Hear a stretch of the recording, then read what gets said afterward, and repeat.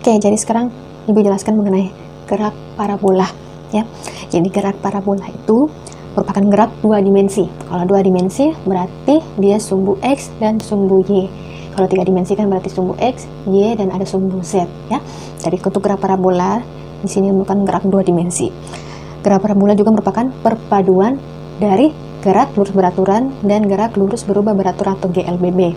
Untuk GLB untuk arah sumbu X, sedangkan GLBB arah sumbu Y. Jadi benda-benda yang melakukan gerak parabola itu dipengaruhi oleh beberapa faktor.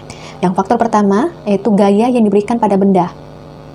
Nah, misalkan ketika benda dalam posisi diam, ya misalnya benda di sini ya berada pada posisi diam, kemudian ditendang misalnya ya, bola misalnya kita umpamakan bola ditendang. Nah, bola diberikan gaya luar ya dari tendangan itu sehingga mempunyai kecepatan dan percepatan sehingga bola itu bergerak. Faktor kedua yaitu adalah gravitasi, karena ada gravitasi yang menuju ke pusat bumi. Oleh karena itu saat dia berada pada titik maksimal atau titik tertinggi, bola itu akan kembali ke bumi. Ini karena dipengaruhi oleh gravitasi, gaya gravitasi yang menuju ke pusat bumi. Lalu faktor ketiga merupakan faktor gesekan udara yang dapat menghambat gerak benda ketika melambung di udara. Tetapi dalam persoalan dan materi kita kali ini, kita akan mengabaikan untuk faktor gesekan udara atau hambatan udara. Nah, untuk menghitung kecepatan yang seperti Ibu sudah singgung di pertemuan tadi ya. Jadi poin pentingnya yaitu kecepatan yang kita akan cari. Kecepatan kedua itu titik tertinggi, lalu jarak terjauh ya. Jadi ini yang akan banyak pertanyaan atau soal-soal ditanyakan mengenai kecepatan, titik tertingginya serta jarak terjauh ya. Nah, untuk mendapatkan ini semua, untuk menghitung ini semua, kita harus menganalisa benda yang melakukan gerak parabola itu dalam dua sumbu ya, dalam dua sumbu yang berbeda yaitu sumbu X dan sumbu Y. Nah, pada sumbu X, benda itu mengalami gerak lurus beraturan atau GLB ya. Nah, untuk mencari besar kecepatannya pada waktu T tertentu, misalkan kalian perhatikan di sini ya. Misalkan ini bola ya, ada bola ditendang memiliki kecepatan awal ya, memiliki kecepatan awal V0 ya, yang warna merah ini V0. Nah, saat dia memiliki kecepatan awal, arahnya ke sini ya, arahnya yang warna merah, arahnya ke sini.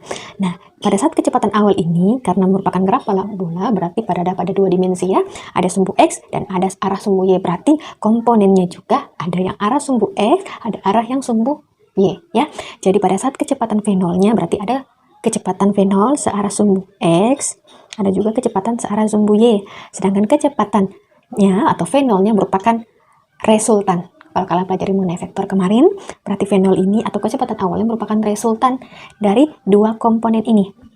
Jadi untuk mengetahui kecepatan awalnya, kita mesti harus tahu berapa komponen-komponen kecepatannya pada sumbu X dan pada sumbu Y. Ya, jadi pertama kita fokus ke kecepatan dulu. Nah, untuk mencari ini perhatikan di gambar yang di sini ya. Jadi Ibu gambarkan ulang di sini yang warna merah ini merupakan V0-nya ya. Sedangkan ini komponennya V0X dan di sini V0Y. Misalkan ya di sini ada sudut theta. Ya. Di sini misalnya di sini bolanya ya. Nah, di sini sudut theta. Kalau kita ingat lagi yang materi mengenai vektor, Ibu sudah pernah jelaskan. Kita cari dulu ya, sin theta, cos theta, dan tanen theta. Jadi kalau sin itu depan dibagi miring. Sisi depan dari theta, depan dari sudut ini adalah ini ya, depannya ini. Depannya ini merupakan V0Y karena dia sejajar dengan V0Y. Kita bisa tulis V0Y per sisi miring. Sisi miring berarti yang warna merah sisi miringnya ya, yang merah berarti V0-nya. Berarti V0. Sekarang cos theta. Cos itu samping per miring. Samping dari theta ini adalah ini, di sampingnya ini. Berarti V0X. Dibagi sisi miring berarti V0. Lalu tanan sisi depan dibagi per sisi miring. Sisi depannya itu sama V0Y ya.